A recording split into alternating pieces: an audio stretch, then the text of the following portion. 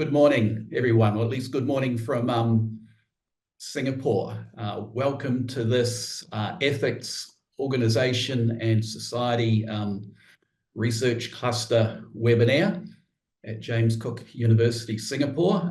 The Ethics, Organisation and Society Research Cluster is a research focus within the business school here, with a particular focus on issues concerning ethics and organizations and the impact on society. In terms of firstly some housekeeping, this webinar will be recorded for publicity purposes. In terms of questions and answers, there's a Q&A box that you can put your questions to, and we'll address those at the end of the when Brett has finished his presentation, but please feel free to place those questions as we go. And there'll also be a satisfaction poll and survey at the end of the webinar. And if there's any technical issues, please use the chat button to communicate with the event organisers. So the topic today is concerning tax, a very tax in terms of multinational corporations, the tax they pay, and that's certainly an issue in terms of the interaction of ethics, organisation and society. Our presenter in terms of this webinar is Professor Brett Wilkinson. So let me firstly introduce Brett. He serves as the Head of Department of Accounting and the Chapman Endowed Chair at Kansas State University, a position he's held since 2014. Prior to that time, he was an Endowed Chair of Accounting at Baylor University.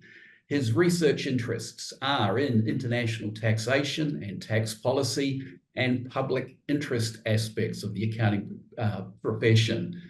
Brett's an award-winning teacher. He's published widely in prestigious accounting journals such as AOS, the British Accounting Review, to name but a few.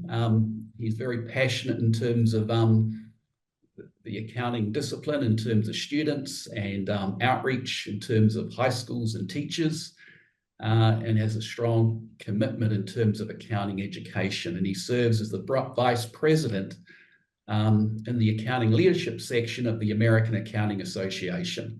And he's a strong believer in the value of applied learning and international education and opportunities. He's got qualifications from Australia, New Zealand and the US, and holds dual US and Australian citizenship. Okay, so I will hand over to Brett now in terms of the presentation. Yeah, thanks, Chris. That's it's very generous, and appreciate the opportunity to be here and visit with you guys. I guess anyone who was expecting an American professor might be a little disappointed to hear an Aussie speaking, but it is fun to talk about tax things and global tax issues, and certainly nothing, very few things have such a huge public interest issue as tax. So it's fun to talk about that stuff. So I'll go ahead and share my screen.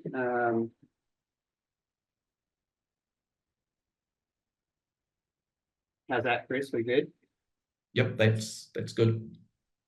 Yeah, so when Chris and I were talking about it, Chris and I have known each other for a very long time. In fact, I think I was a grad student when I first got to know Chris, and we've been able to work on some projects together over the years, and we've enjoyed just sort of kicking around some ideas. And we started talking about the public interest issues and the way that taxation has such a relevance and is becoming more and more relevant with the current developments across the globe.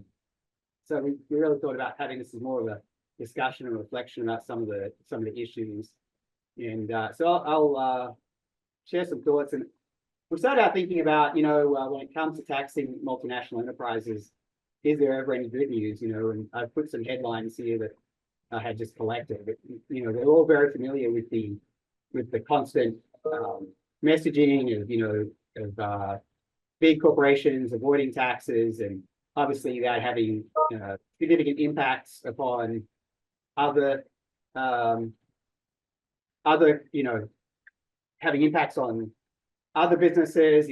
When some companies are able to avoid taxation, it puts them a significant advantage relative to others who are not able to do that, and create some kind of tension. And so I got interested in that a while ago, and I was one of the co-authors on this paper, and we looked at professional repositioning during times of institutional change, and it was around the time that the BEPS project was just in its earlier stages, and we looked at we interviewed and spoke with tax professionals, and we were hearing a lot of things that were changing at that time.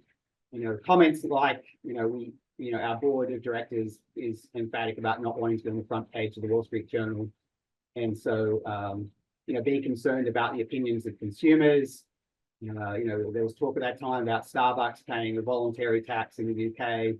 And the fact that tax practitioners were suddenly navigating a fairly delicate balance, which they always have, of course, because tax practitioners have a responsibility to both the tax system and also to their clients. But it was very interesting to hear these professionals talking about the shifting opinions, I guess, from a time when perhaps tax minimization was not problematic to a point where it had become much more in the headline news and much more in consumer minds, and there was more of a pushback against it, and that signaled to us that that something of a change, and I think that's an interesting development. In terms of avoidance and evasion, I can remember when I was a student, talking about these things, and I've always liked this quote from Dennis Healy, the former UK Chancellor of the Exchequer. The difference between the tax avoidance and tax evasion is the thickness of a prison wall. And it kind of evokes a lot of thoughts, different emotions and thoughts here. And I think it's interesting to think about it. We talk to our students about obviously evasion being illegal. And then avoidance is legal, but there's also that ethical dimension. And, at what point does it cross the line as to what's okay? And I think that's something that we saw when we did the earlier research project, and saw a lot of the boards of directors being, very, very concerned about their reputations. And that was, they may have been engaging in things that were not anything illegal, but perceived by the consumers and perceived by people as being not the right thing to do. And it's interesting because those of us who are tax people, we understand the tax law, and we understand how that works, and that you can minimize taxes, and there's nothing particularly wrong with that. But there's that perception by the average person who doesn't really understand it and reads things. And we may have even incentivized them through the tax law to do certain things so they can lower their taxes. And then, you get the consumer who doesn't really understand that, is not tax literate, and then is demanding to see that the corporations, measure up to what they're doing. So some interesting things there. Of course, that led to, us picking up BEPS, the original BEPS project. And I'm assuming most people are somewhat familiar with it, but there may be some people who are not. So the original BEPS project, I guess it goes back to as early as the global financial crisis, when people started to, become a little more concerned about corporate behaviors and those kind of things. And then obviously the concept of double taxation has always been a concern to businesses, but the concept of double non-taxation started getting a lot of traction, and governments being concerned about the fact that the tax law in tax requirements in one jurisdiction might not mesh terribly well with another, and these kind of conflicts between them might open up gaps in the law through which it would be possible to engage in tax planning and reduce taxes accordingly. So this concept of double non-taxation became, a pretty big thing, and BEPS 1.0 really began, I guess, around 2013, and the action, and looked at 15 different action items, and really, I've heard the OECD express it this way, that they really categorize things into three broad categories. Some were bringing in new rules, some were to fixing existing rules, and some were designed to increase the tax transparency. And in the United States, we tend to have the view that we had already done a lot of these things, For example, in treaty shopping, the United States was fairly aggressive in preventing treaty shopping, and perhaps that wasn't always as big a concern in some other jurisdictions. But things like fixing the treaty shopping issues, focusing on those kind of things, became pretty important. And then increasing transparency and having country by country reporting, other things like that, to encourage, to make it more possible for tax authorities to see what's going on and those kind of things. So that was the 15 points. The very first one of those action items, of course, was dealing with digitalization of the economy. And as the OECD reports found, that couldn't be separated from the rest of the economy, because digitalization is happening across the whole economy. And so, it wasn't something that could be dealt with on its own. It was a much broader topic. And that led through to BEPS 2.0, which is what we've been dealing with in more recent years. And so that expanded out, rather than just being the original BEPS and the OECD and G20 group. The inclusive framework was much broader and included many more countries. And the two-pillar solution that was ultimately brought forward by the OECD has a lot of global support, a lot of multi-country government support.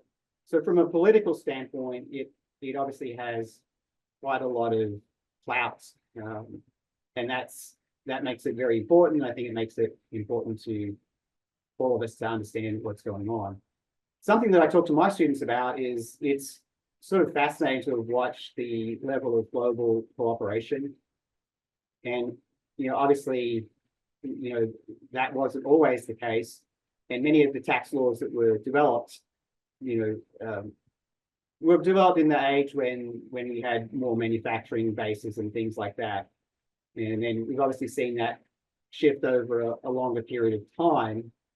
But we've also seen a fairly big shift in the willingness of countries to work together. And there's always been the OECD, of course, but to see a lot of coordination across governments to sort of eliminate those problems in the law that enabled, tax planning and leading to tax minimization and ultimately double non-taxation. So interesting things with Pillar 1. Pillar 1 has been, fairly contentious in the United States. This one looks at changing the sharing of the taxing rights. Historically, when I've taught international tax here, we've always focused on the typical parts of the tax treaties, which require there to be a permanent establishment in order for a country to impose taxation on a non-resident. And then those taxing rights that come through the treaty of the permanent establishment typically have a fairly strong physical presence requirement. And so, we expect to see, some kind of physical presence, and that's what generates or creates that kind of nexus that government has the right to impose taxation upon that business income. And that's always been, what we've seen, what we've taught for many years. And then, in response to that, as the economy became much more digitalized, we've seen the rise of things like the digital service taxes, and that's become fairly contentious over here in the United States, because the multiple countries started to impose these digital service taxes on large corporations that didn't necessarily have physical presence in their countries, but they began to exert taxing rights over the income earned by those corporations. Well, coincidentally or not, obviously there turned out to be a lot of US companies. The big ones that were most impacted were heavily US based companies. And so those digital service taxes became, a source of some contention. And we've seen the Treasury, change regulations and do things, for example, to prevent digital service taxes from becoming creditable over here. So, to prevent them from becoming creditable for the foreign tax credit. those kind of things. So some strong sort of pushback against that. Pillar one, of course, would impact only the largest corporations at this point in time. It hits everything we've seen. It hits about 100 or so corporations, and it's those ones that have the 20 billion in euros and more than 10% profitability. So a portion of their income, rather than being determined by that physical presence nexus or that permanent establishment, there would be an allocation that would be made in more of a formulary way that would move some of their tax under the umbrella of these foreign jurisdictions to impose tax upon them. And so that becomes fairly challenging and has caused a lot of consternation in the United States because it does hit large US businesses. It is seen as being fairly aggressive, and obviously where we have large US corporations that have innovated here, and then there's that possibility of them being taxed in a different jurisdiction. That's created some obvious tensions, and I think maybe we can come back to that some more. But I think that obviously the larger the market that you have, obviously the better you will gain from that. But the more domestic, large, high profit companies that you have headquartered in your country, the more you're likely to lose.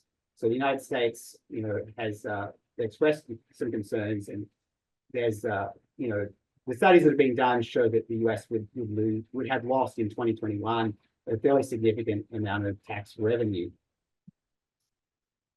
And then Pillar 2, which is much further along and has begun to be implemented by many countries, as many of you know, imposes a minimum tax for 15%. So the concern here was that countries were competing, and there would be, the standard race to the bottom that we've been talking about since I was a university student. But the race to the bottom, to compete on taxation, and that obviously happens across the globe, and everyone's familiar with how that works. So the concept was to eliminate that tax competition and have a minimum across the globe that corporations would pay a minimum level of tax. And so those global rules, which become fairly complex, they kick in at a much lower level of revenue, so revenue of 750 euros. But these have also created some interesting challenges for countries like the United States, and I believe for Singapore too, and that's an interesting development. So I was doing some research on this and looking around, and in the United States, we imposed the GILTI rules in the Tax Cuts and Jobs Act, and that was designed to pick up some minimum level of taxation. But if you look at, for example, this quote that I pulled out, even though the GILTI rules are the model for minimum taxation, the profit allocation rules go much further than anything in the US tax law. New taxing rights may make sense to technocrats in Paris, but not to populists in Washington, DC. Well, we've definitely seen the rise of populist type governments around the world. And, Chris and I, reflected on this and wondered, is it in fact sustainable to take away competition from between the countries? Because, it's something that's been kind of an inherent part of the system. I noted this from EY and borrowed, this, and I'll put a link to it there. With Pillar 1, Singapore profits of foreign M&Es in scope may be reallocated to other jurisdictions, resulting in revenue loss to the country. With Pillar 2, the efficacy of Singapore's tax incentives in attracting investments may be limited by the global minimum tax proposal. Of course, we'll come to this in a moment, but there are ways around that. But again, there's this perspective of it limiting the ability for countries to compete solely on tax. And then I saw that the Ministry of Finance had put out an explainer saying under Pillar 1, Singapore will have to give up some taxing rights over profits from economic activities conducted here that will receive little in return to our small domestic markets. So that would be consistent with some of the smaller markets may end up losing out, because the benefits may flow more readily to the larger markets. BEPS 2.0 may reduce the room for tax competition among countries. It does not reduce competition for investment. We need to strengthen non-tax factors and reinvest to stay competitive in a post-BEPS 2.0 world. So these are some interesting quotes that I saw and had to share them with Chris too. I think some concerns that arise and some serious antagonism from the United States. The current administration is fairly supportive of BEPS 2.0, but there are some very significant concerns that have been expressed. Obviously, the lack of sovereignty. Tax is something that is a sovereign right, of course, and the concept of essentially allowing, some other countries to determine your tax policy is something that is somewhat resisted. And then obviously the loss of revenue, that study that had been done by the Joint Committee on Taxation showing that the US lost a lot of revenue, would have lost a lot of revenue had those been implemented in 2021. The adverse effects on US businesses, there's been a lot of concern expressed that as the United States would be faced with this, it would have consequences for US business, which will flow through and have impacts on the amount of investment here and the jobs, potential job losses and reduced tax revenue, so on and so forth. So there's some fairly adverse effects. Tied in with that is obviously some huge complexity and compliance burdens that would come along with both of the two pillars. And that complexity is not something to wave off. The amount of reporting involved, the amount of additional work to be done probably be great for us as tax advisors, but not so great for the compliance burdens that we've placed upon business. And then, the treatment of tax credits, the United States, we have the research and development credit, and there's been some concern expressed about the fact that non-refundable credits, of course, would actually end up potentially costing us. And so we would potentially end up, corporations would end up not benefiting from those, because as they reduce the level of tax, then that tax could end up being, imposed elsewhere. And so the benefits of these incentives end up being blunted. In contrast, the refundable credits are treated more like grants or income, and thus those refundable credits don't end up having that same effect. So something that that crosses my mind is that we've sort of achieved this outcome that we're talking about stopping or reducing, the competitiveness on tax basis, but are we just shifting that to something else? If we're pursuing other forms of incentives, the refundable type credits, the grants as they're treated, are those not effectively the same thing as competing on tax in many respects? And then there becomes the question of, are there ways to circumvent the existing rules? It does sound appealing to us to talk about how a lot of the gaps will be closed, and hence there's more cooperation across the globe, and hence there's less opportunity for there to be that doubling on taxation. There's less abuse, and on many levels we like that, and everyone likes the idea, I think, that tax is perhaps more fairly placed where where the real activity occurs and where the real value is generated.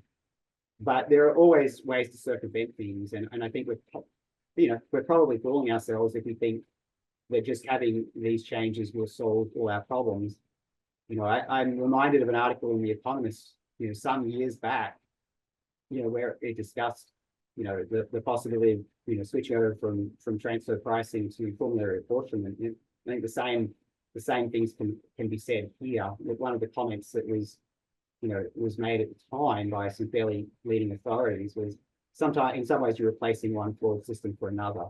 And so I wonder if there are still not multiple ways in which we circumvent. We're already seeing that, right, with people adapting to the refundable versus non-refundable credit And then the question is, are there better ways to achieve these things? In the United States, the Tax Cuts and Jobs Act was very much designed to counter, the harmful, the inappropriate tax practices. So our GILTI regime was designed that in conjunction with the foreign derived intangible income regime. Those were designed to be working together to discourage people from moving in intangibles offshore and to encourage them to keep it onshore. And the results of those things are still yet to play out. But those were designed to counter some of those things already, and we've gone quite some distance to that. So I think there's definitely some resistance in the United States, and I think I would say, in looking at it, the BEPS 1.0 certainly achieved a lot. I think that certainly, Chris and I were discussing this the other day. I think it achieved quite a lot, and there were some very positive movements, and certainly in tightening up some of the laws and reaching agreements in those things. I think there was a lot achieved, and a lot of that is still to flow through and to be seen coming to fruition. Perhaps we reached almost a zenith, in having done those high achieving things. But then I do wonder if perhaps we end up pushing too far, and people end up, becoming resistant to countries end up becoming resistant to the coordination. At some point that sovereignty really does matter. And is it possible that it goes too far? And I certainly see some evidence of that when I look at the US political scene and see the resistance to the Pillar 1 and even to Pillar 2, and see some of the suggestions that we perhaps impose retaliatory actions. And I think obviously it's not good for the globe if we end up with some kind of trade war between the United States and the European Union. There isn't benefits in that to the long run, but those kind of things could come about given some of the tensions. So overall, I think the BEPS project has been fascinating to watch, and on some level, I feel excited about it. I think there's been some great coordination across countries, and I think that's really fun to see, and I think it's really beneficial to watch some of that. And I've enjoyed watching the conversations in that, and it's going to lead to some really interesting research projects in the future. But then I also would question the success of the next iteration, whether that will really attain what we're expecting it to attain. And I think we're probably in for an interesting next 12 months. Obviously, Pillar 2 is already starting, and many countries are already implementing that. Pillar 1, of course, I think is going to be much more contentious and will depend, given the way it's measured, it will depend on US agreement. It's very hard to see that happening in the immediate future. But I think these topics are fascinating, and I look forward to seeing some research in this area. I hope that we may see some cross-country research where, the US and Singapore can perhaps work together, and we can researchers in the US and Singapore can work together and see how some of these things operate and come about. So, Chris, that's my overview thoughts, and I wondered if you had some things you wanted to discuss and talk about, and if there was people who wanted to share their thoughts. Yeah, Brett, a number of things come to mind, but just firstly, those in the audience, if you have any questions, please type them into the Q&A box, and Brett will be very happy to answer those questions. But yeah, thanks for that presentation, Brett. That's very interesting. One thing that does come to mind in terms of Pillar 2, the US has not taken any action at this point. Is that correct? There's been no top-up tax or any changes happening in the US? Yeah, so the US has already implemented firstly the GILTI system and the corporate alternative minimum tax. And so there's a view over here that we've already made some progress in that direction. There's definitely quite a lot of contentiousness about whether how we feel about the overall concepts. There's definitely some resistance, particularly from the Republican side. There's quite a bit of resistance to how that would play out, and it's not entirely popular in a lot of places. there's some thought that perhaps the US won't have any choice to go along, but there's also some resistance and suggestions that the US, could retaliate in some ways. It'll be interesting to see how that happens, but there's definitely resistance from the Republican side of things. The current administration is in favor of moving that way. Right. Yeah. Okay. Brett, can you take the slides down too, just so we can focus more on the questions as well. Is the US election going to have any impact? Yes, I think the US election will have a huge impact. So I'm sure most of you realize, that we have an election in November, and the current President Joe Biden, versus the former President Donald Trump. I think the impact of the election will be enormous. If the Republicans hold the power, then I think there'll be a lot of resistance to how things go in Pillar 1 in particular. I think there's very little chance that would in fact get support. The Democrats, if they had the power, I think there's quite a lot of support to move forward. But even then, there's some contentiousness because of the fact that it is primarily US corporations, or there is a perception that, it's primarily US. And if you look at the numbers when they're broken down, they are very much US companies that are, in the headlines. There's other countries, corporations too, that are impacted, but the US big companies are impacted very heavily under Pillar 1, and that will be, that will create quite a bit of resistance. So I think the election will be very interesting to see how it plays out. It'll be interesting to see how the election goes, and then it'll be interesting to see how that plays out. But I do think that with a more populist government and with Republican control, it will be fairly strong resistance to seeing that going further. Whereas the Democrats are more supportive of that global activity. But given that the US will face, potentially some significant revenue loss, I think there is some fairly strong resistance. Because when I think about this issue, I think in terms of multinational large enterprises, I think of like the Magnificent Seven. Those companies are all US based, but they're global in their reach. Their reach is immense in terms of the revenues they generate, globally, not just in the US, but outside the US. So this is going to have huge implications in terms of those multinationals, and that impact is going to be directly on the US. So if I look at this in terms of winners and losers, globally, the US is going to be a big loser. So what's in it for the US?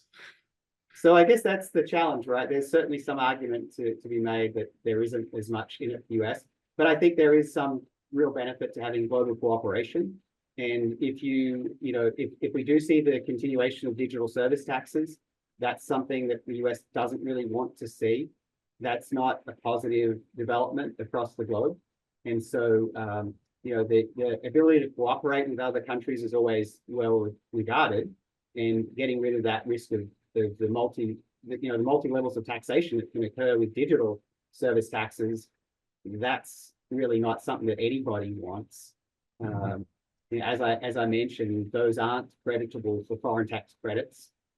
That's not a qualifying tax, and so the US really was very frustrated with the digital service taxes. And I think if Pillar 1 didn't proceed, then obviously there's that strong likelihood that digital service taxes would proliferate, and then who knows how they turn out to be. They may be much more, for now they may be more limited, but they may actually become much more expansive in their reach.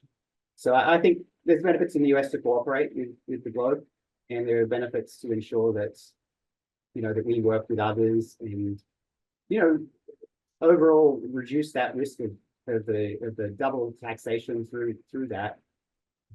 But certainly there will be challenges to navigate, and one of those challenges is the perception, indeed, that it unfairly targets the major US corporations. And then I guess you get back into some of the philosophical arguments. Who should have the right to tax? That is the philosophical argument. Who should have the right to tax?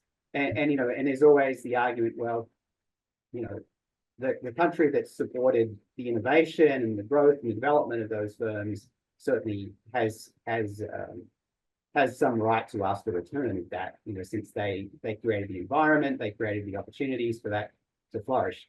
Now, you could also argue that those corporations have certainly been avoiding US tax as well. That's not anything new. There's been a lot of antagonism toward, those corporations avoiding tax in the United States have been discussed for years.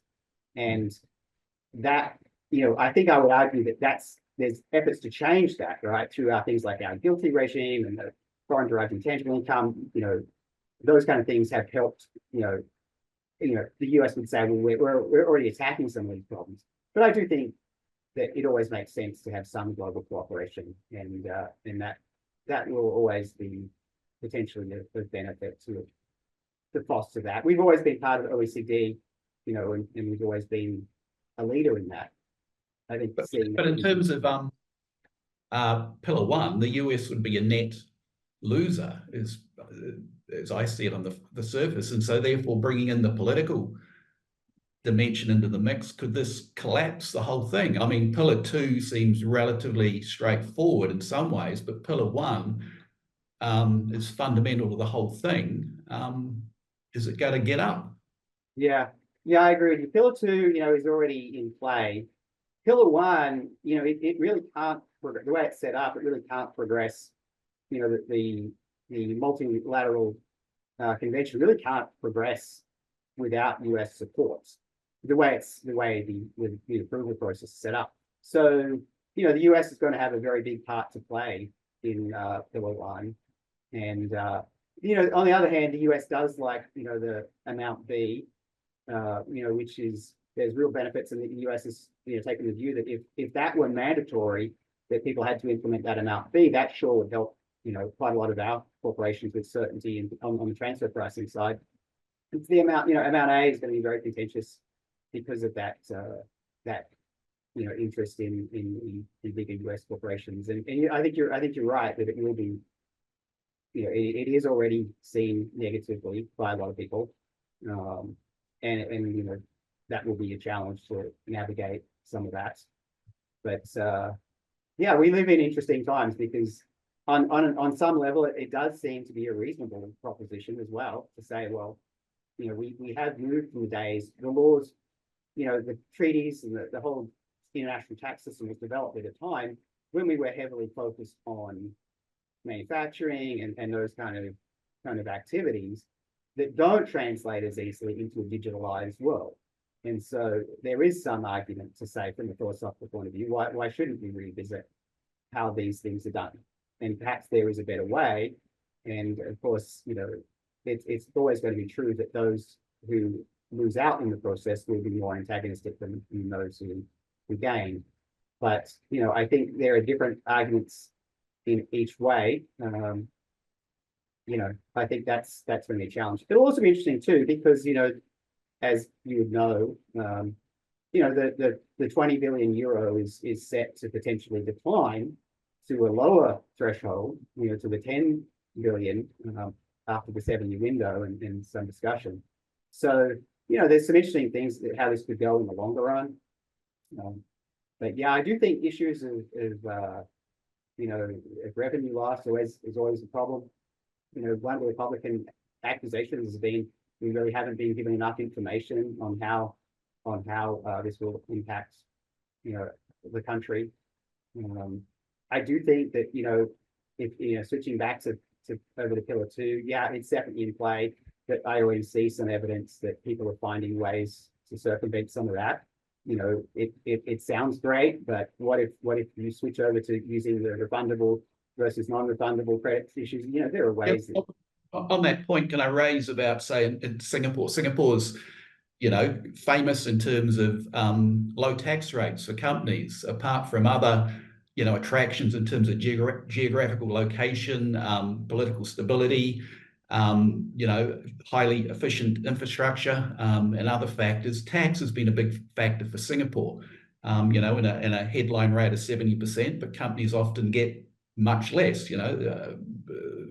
Years back, BHP did a great deal and got 0%, but then got into trouble with the ATO in terms of transfer pricing. So Singapore is directly impacted. Now they've put in place laws to deal with Pillar 2 in terms of the minimum tax of 15%. But then I read they're putting in place a refundable tax credit. The key thing being it's a refundable, has a refundable cash feature. So it's treated as income rather than tax relief, so that it doesn't reduce the effective tax rate that a multinational enterprise pays. But to me, isn't this just slicing the pie in a slightly different way? So the net effect is you still can give out a tax concession, but you're just doing it in a different way. And this refundable tax credit fits within the framework, the global anti-base erosion rules for qualified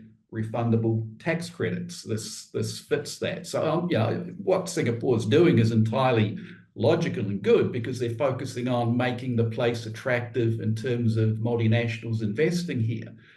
But I sort of struggle to see, well, it means we can get around the minimum tax rate of 15%.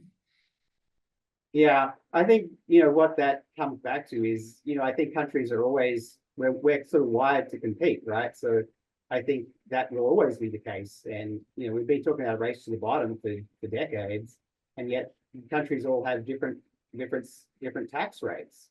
I think that is a trade-off that every country kind of makes. And if you want to compete on that basis, that has been, a reasonable way to compete. And that has happened. And I think countries will continue to find ways to compete. It's going to be not the same things we've seen. It'll be modified. And I think the thing, the comment you described of Singapore doing the refundable is the kind of ways that countries will compete and continue to do that. And then that comes back to the arguments of tax sovereignty. Why shouldn't countries essentially do that? You do have a trade-off that comes, it's not just a corporate tax thing, right? It happens everywhere. We can go back to the days when there were the Swedish tennis players or ABBA and those places, and people were talking about would they leave their country, and we saw lots of things like that. I think that's the same kind of thinking, right? That countries will always set their tax rates in a way that works for, it's a trade-off with what they are doing within the country and revenue and what they use it for. But yeah, I think tax sovereignty is a precious thing to countries, and the ability to compete on taxes is probably not ever going to be stopped, right? We might just press down at one spot and it'll pop up in a different spot, because I don't ever see that being something that we don't do, which would be, a very interesting thing to do. But, you mentioned Singapore and obviously Ireland in the European Union. There have been, both those countries have really flourished and have been very successful, despite having very small markets themselves. Have been able to be very, very prosperous and very successful. And one could also make the argument, why shouldn't they engage in those things? And people have acted accordingly. And yeah, so I think there's some very interesting philosophical points in that. But equally too, Singapore could be, they will be a loser in terms of Pillar 1, because the domestic market here is very small. There's large operations in terms of the global multinationals here, such as Apple, Microsoft, Meta. But their actual domestic market here is very, very small in terms of the total population of Singapore, around 7 million people. Yeah. That said, I would assume Singapore picks up in Pillar 2, right? So I would assume there's some pick up there. So the ultimate combined impact would be harder to sell at this point, but I would think that could be a case where you pick up in Pillar 2. So coming back to the you spoke earlier about double taxation and then double non-taxation and the race to the bottom. It occurs to me the big winners out of this at the end of the day could still be the multinationals. 15% is incredibly low. I mean, wasn't there debate earlier about a 21% rate that didn't get up, and so the 15 was a compromise? And I thought there were calls for like 10 or 12, but 15%. just seems, I mean, it's an ethical issue. How much tax should a multinational pay? What is the appropriate tax rate? And then, the sovereignty issue in terms of who taxes that. But to me, yeah, it's a race to the bottom, and the multinationals, I think, are winning. Yeah, I think you got some point on that, but then you also have to remember that, I would also argue, well, who really pays that tax? Where is the incidence? So, you can tax a corporation, but then that corporation, depending on the market position, is potentially able to pass that along to consumers, or they're able to pass that along to their employees, or wherever that goes. I don't, often people get excited and think, well, we're going to tax the big bad corporations, but that may not necessarily play out the way people think that it does. It's one thing to slap this. It's a little bit like in my town. I live in a college town. The rental market's tight. Some people will talk about, well, taxing the landlords more. Well, what's going to happen if you tax the landlords more? Potentially they pass that along to the students who rent from them. It's not. It sounds really good politics to talk about bashing up on the big bad landlords, but these things don't work as clear cut as that. And I think you got to think about where the tax incidence falls, and that's a different matter. So it's one thing to call out these corporations, but the reality is look at the benefits that Singapore's had, with a low tax rate, which are enormous. You have a prosperous, very successful, part of the world, and you're able to position yourself as a major player in the Asia Pacific region, and get with those benefits of flow to Singapore had you had a 35% tax rate. There are those kind of arguments too that I think are worth thinking about as well. When we talk about these things, and that perhaps goes back to the sovereignty debate too. But yeah, you're right. There's definitely some argument to be made for saying that the big corporations, can potentially benefit. And remember, the big corporations who are able to take advantage of these things, the small operator that functions in small town United States, they don't have the opportunity to take advantage of those benefits, and so they will see some unfairness, some non-neutrality that's related to we can't take advantage of those benefits. Why should some big multinational be able to shift their income to the Cayman Islands or to a tax jurisdiction? I think there's always going to be some of that, and that takes us back to what we talked about. When you saw this move, this much stronger antagonism toward people not paying their fair share of tax. Well, it comes back to what is my fair share of tax, and certainly if the tax codes and the governments have used the tax code to incentivize corporations to act in a certain way, then it's problematic to then turn around and be frustrated with them because they've acted in that way and lowered their tax burden. And I might think about, for example, thinking about things like you may have used accelerated depreciation to encourage corporations to go out and invest in more machinery and stuff. But you can't then turn around and say, well, you took advantage of these benefits and we want to slap you for it. I think that's something that the average person in the street doesn't really understand, and it's very sort of whip them into a frenzy and say, man, these guys are not paying their share and they're not doing what's right. And in some cases that has been true. Don't get me wrong, but I think that it can be easy to whip the populace into a frenzy about the bad guys are not paying their share, and in actual fact, it's much more nuanced than that. Granted, there has been certainly abuses, no question that there have been abuses, and I think there's been a movement away from that. And I mentioned some of the things we've done internally in the United States to try to mitigate some of those things. I think once we had a lot of intangibles and things like that, suddenly they're much more mobile. It's much easier to engage in activities that shift that income, into a different jurisdiction. But we've also been much more aggressive on transfer pricing activities, and the IRS has had some fairly significant wins in more recent times in the transfer pricing arena. They've actually had some significant wins that you would say have counterbalanced some of that activity. So the question is, do you need to throw out the whole system in a dramatic way? Because that's essentially what Pillar One in some ways is doing. It's very radically altering the way that the whole way taxing rights are shared. Granted, it's in a more limited way, but it is a first step in that direction. I would question that perhaps we need to be as far as that, but it'll be definitely an interesting time to watch the US election and to watch how those things shake out. And I think it must be very interesting in Singapore too, to watch things that you guys have been doing.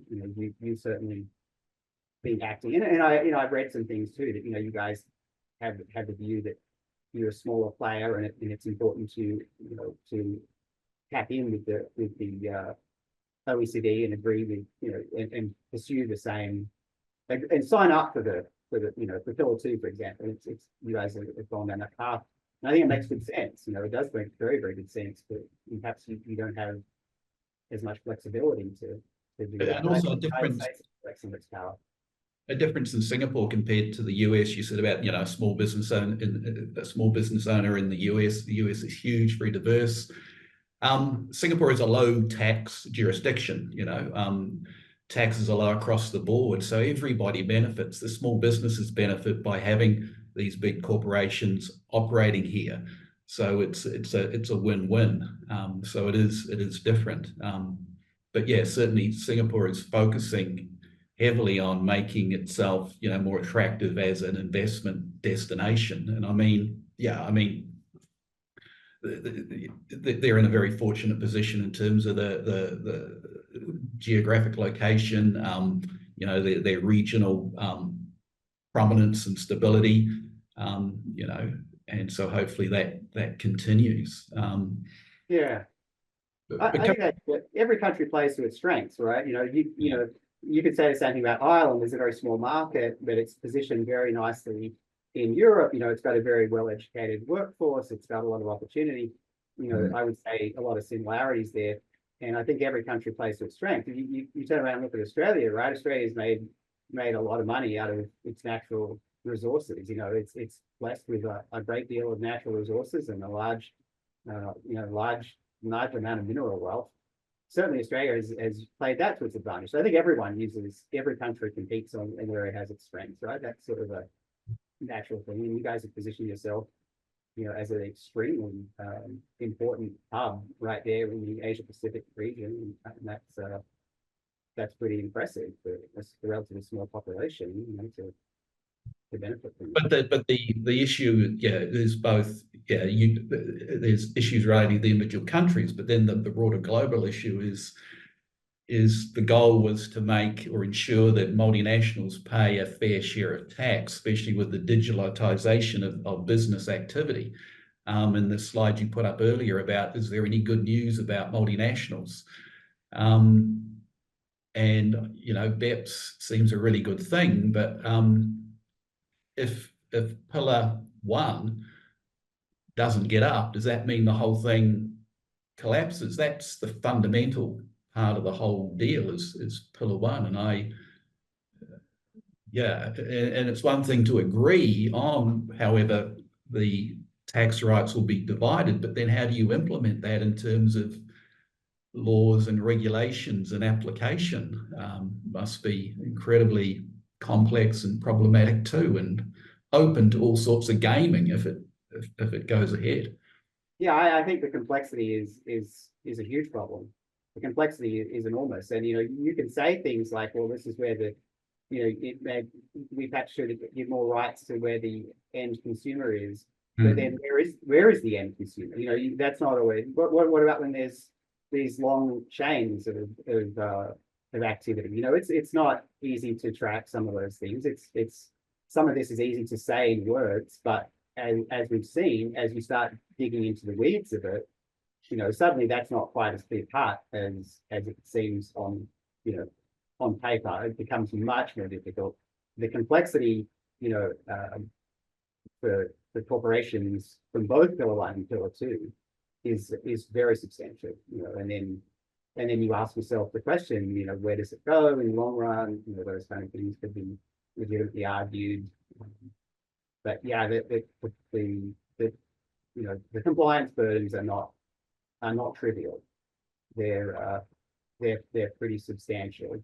And then that's, you know, perhaps as people who train accountants, we should be glad, right? There's always going to be lots and lots of jobs for accountants, but the other reality is, you know, if it takes, you know, raising an extra dollar, if that costs a whole bunch, at some point you have to question, you know, the burden that you're imposing on businesses. And you know, at the moment you can say, well, it's just 100 businesses, 100 corporations, but those, you know, 100 corporations have enormous complexity that they will be dealing with. So it'll be definitely interesting to see. Well, one final question.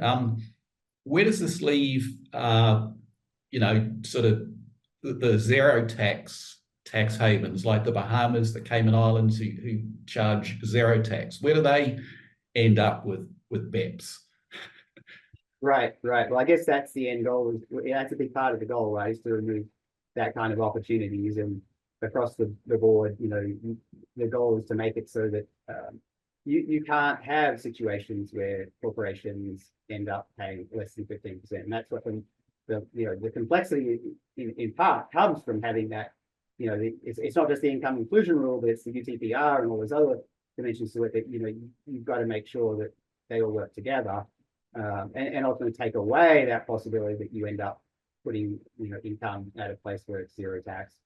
But again, you know, these things require, you know, enough countries to be on board with it. It certainly does seem to be quite a lot, you know, on board, but you know, you got to see that all happens. And you know, I think that's certainly a challenge. And then thinking back to Pillar 1 again, switching back to that, you know, the arguments too, you know, we talked about, you know, presumably under that, the goal was that digital service taxes would disappear. Well, there's been talk that that's not necessarily true, that they won't necessarily, you know, disappear, because there are some ways that you can position them such that, you know, that you could continue to maintain them. And then it actually gets to a point where some countries might be better off keeping the digital service tax and not necessarily with the Pillar 2. So with the Pillar 1. So you got some challenges, you know, that again, it sounds very neat and nice when you put it in a PowerPoint slide, but when you actually turn it into practice, I think these things have it's much more challenging. And, you know, one thing that I always think is amusing, you know, we across the globe, we all talk about, you know, tax simplicity and making it easier and stuff. But if you look at our tax laws and regulations, you know, they expand, and they expand for a reason. A lot of the time it's because, you know, they're closing loophole opportunities that have been, you know, observed, and then shutting those down takes a whole bunch of complexity to do that.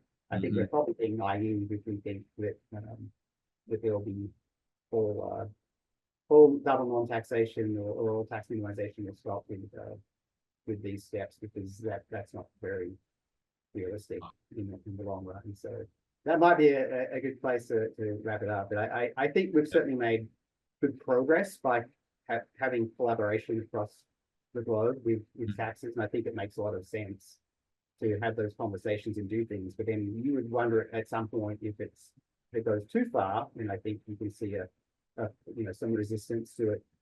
And I do wonder if once you get to a point of losing some tax sovereignty and, you know, some of the revenue costs and the possibilities that there might be better ways to do this. And that's something that has certainly been mentioned quite a bit in the United States. Maybe there are better ways to deal with this than what's happening. But at the same time, you know, maybe global pressures will come to bear, and there'll be, you know, we'll have to fall in line. But it's certainly going to be interesting, and I've said that a few times, so I should stop saying it. But tax is fun and interesting to read about and to watch and to observe, because it's forever changing. Right. And there's going to be some really interesting research projects for those of us in academia to look at in the coming few years. So, you know, it can't be bad for us, right? We're academics who are researching those things. So interesting times. Right. Okay.